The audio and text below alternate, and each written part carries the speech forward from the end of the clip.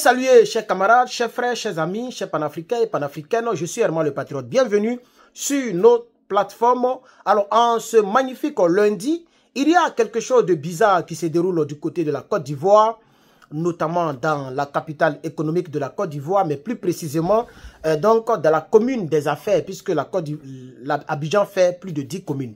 Ah non, 10 communes je crois, 10 communes, pas plus de 10 communes.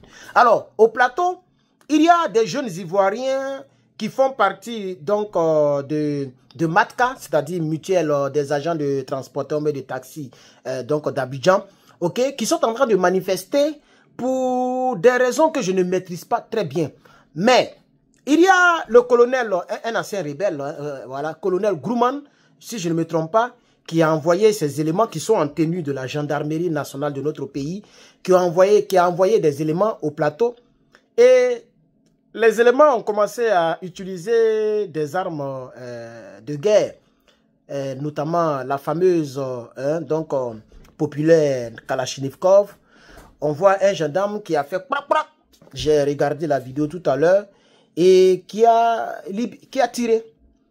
On ne sait vraiment pas si c'est à bout portant en tant que tel ou bien si simplement c'est pour, comment on appelle ça, dissuader les manifestants, faire peur les manifestants.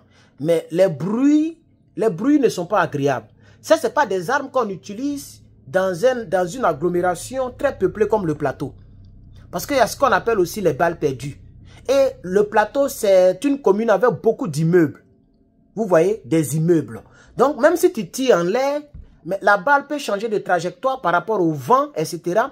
Ok? Et peut rentrer quelque part dans un endroit et faire des victimes.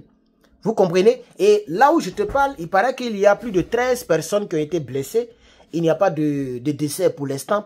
Voilà, Dieu merci. Mais il y a des blessés. Vous comprenez? Peut-être pendant que les gens couraient ou peut-être que pendant que le monsieur tirait. Vous voyez? Et ça, ce n'est pas bien.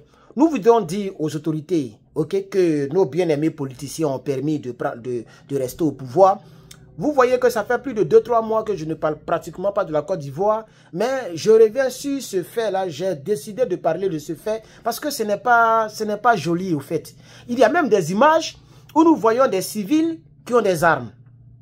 Vous voyez, la Côte d'Ivoire n'est pas un pays comme les États-Unis, comme surtout Texas par exemple. Au Texas, oui, tu peux voir des civils qui ont des armes et qui sont dans la rue. Des civils qui mettent des calages dans le dos, qui se promènent.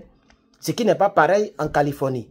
En Californie, si tu veux avoir l'arme dans ta voiture, il faut l'avoir dans le coffre. C'est ce que la loi dit. Mais bon, nous tous, on ne respecte pas. Hein, il faut se dire la vérité. C'est très rare de respecter. Parce que souvent même, je me dis, mais pourquoi même la loi est comme ça? Puisque, c'est une parenthèse que je vais fermer tout à l'heure. Puisque, si le truc est dans le coffre de la voiture derrière là-bas, et que tu es en danger, le temps que tu vas sortir pour aller ouvrir le coffre, ils t'ont déjà eu. Vous comprenez? Donc, généralement, nous qui sommes détenteurs d'armes à feu légalement, je dis bien légalement, ok? Nous qui sommes détenteurs, c'est quelque chose difficilement qu'on respecte. Ok? Voilà. Nous autres là, en tout cas personnellement, c'est un peu difficile. Je respecte, mais c'est un peu difficile. Voilà. Mais la Côte d'Ivoire, ce n'est pas du tout le cas. La Côte d'Ivoire n'est pas un pays qui a légiféré sur la vente des armes de manière légale. Donc, des civils qui ont des armes et qui sont en photo et qui ne sont pas inquiétés. Nous disons au gouvernement, au gouvernement en place actuellement en Côte d'Ivoire de regarder ce côté. Ce n'est pas joli. Nous savons tous comment vous êtes venus au pouvoir. Quand on en parle, vous voulez nous créer des problèmes. Quand on en parle, vous voulez nous tuer. Vous ne voulez pas qu'on en parle. Mais nous savons tous comment vous êtes arrivés au pouvoir. Ce n'est pas les mêmes armes là. Ok? Maintenant que vous êtes au pouvoir, il faut maintenant faire taire les armes.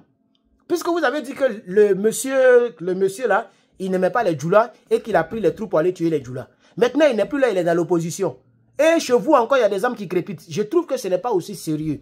Ce n'est pas du tout sérieux. Et donc, chers camarades, ok, des tirs d'armes de guerre, ce n'est même pas des pistolets d'armes de guerre, des kalash. Hein, vraiment, on fait des blessés. Et ce monsieur-là, qui s'appelle Grumman, il a fait venir donc des éléments. Et ces éléments-là ont essayé de tirer soit en l'air, soit dans la foule, je ne sais pas. Mais il paraît qu'il y a des blessés. Moi, je pense que ça montre combien de fois notre pays, et pour ceux qui ne le connaissent pas, hein, on m'a envoyé sa photo, le voici ici. Pour ceux qui ne connaissent pas le commandant ou bien, je ne sais pas si le commandant, colonel, bon. En tout cas, pour ceux qui ne le connaissent pas, le voici ici. Ce monsieur-là, voilà, hein, selon les informations, il aurait envoyé des gens pour pouvoir aller faire cela parce que les taximètres, les gens grèvent. Vous voyez, les Ivoiriens ont faim. La Côte d'Ivoire est chère. La nourriture est chère. Le loyer est cher. Et le boulot est concentré entre deux ethnies pratiquement. Quelques Baoulés et tout le reste, ça c'est des Djoula. Donc les Ivoiriens, la Côte d'Ivoire c'est 60 ethnies. Et il y a 2 ethnies seulement qui mangent.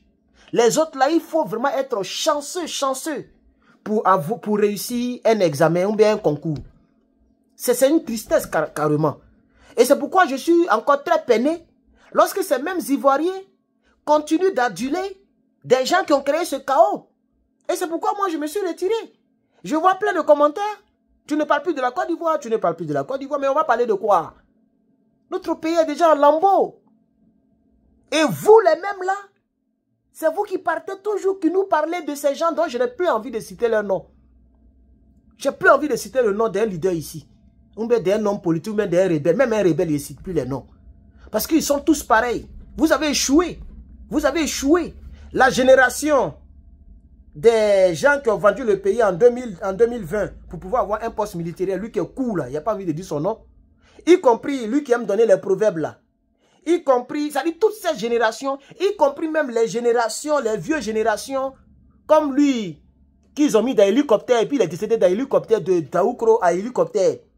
Et ceux aussi qui pensent que, hein, il faut être plus gentil que Dieu. Tous ceux-là, ils ont gardé notre pays. Notre pays est une bordel.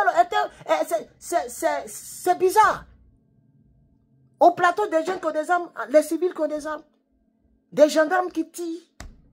Un gendarme même, ça dit, un gendarme normalement ne peut pas faire calage. C'est trop risqué. J'ai même vu la vidéo, il a fait. Et les jeunes là, ça dit, ils prennent gros cœur un peu, juste pour... Vous voyez, c'est la dissuasion là. Donc les jeunes disent, c'est blanc, on va la manifester. Et puis, il a commencé à tirer. Si ce n'est pas un rebelle qui fait comme ça, qu'un vrai gendarme peut faire comme ça. Quand tu sais que tu as quelque chose en main qu'on appelle Kalash, arme automatique de guerre. Normalement, la Kalachnikov, c'est pas... Ici même, nos policiers, nos gendarmes ici, ou bien nos policiers n'ont pas ce genre d'armes là. Ils ont des tasers et puis des pistolets, des Glock. La police américaine utilise beaucoup les Glock. Non, c'est les Glock automatiques, semi-automatiques et des pistolets qu'ils ont. C'est quand ils prennent le swag, ou même, je ne sais pas si vous connaissez, pour aller, par exemple, dans une zone très dangereuse. Là, maintenant, ils sortent maintenant ces gens d'armes-là. Mais ça, sinon, ça, c'est des armes de guerre. Ce n'est pas des armes pour les civils, ça, c'est des armes de guerre. Et donc, chers camarades, en tout cas, bon, en titre d'information, voici un peu ce que je voudrais vous dire. Quelqu'un qui s'appelle Grumman, le colonel Grumman ou le commandant Grumman. Voilà, c'est lui qui aurait téléguidé ces éléments pour essayer de faire mal donc, à ces jeunes Ivoiriens qui se débrouillent pour avoir 500 000 francs par jour pour essayer de survivre. Moi, je veux dire ici, même s'il y a longtemps que je ne parle plus de la Côte d'Ivoire parce que rien ne m'intéresse là-bas maintenant, c'est du bordel. Et je vous souhaite bonne chance avec votre chef rebelle pour qu'il puisse aller en 2025 enlever donc ces gens-là au pouvoir. Je vous souhaite bonne chance en tout cas. Mais je voulais simplement dire à ces Ivoiriens, Yako, c'est tout ce que je peux dire. Yako, regardez le pays. Je vous dis Yako et encore Yako. Pour l'instant, je pense que je vais m'éclipser et puis aller soutenir des gens qu'il faut soutenir. Que Dieu aide les Ivoiriens, je vous remercie.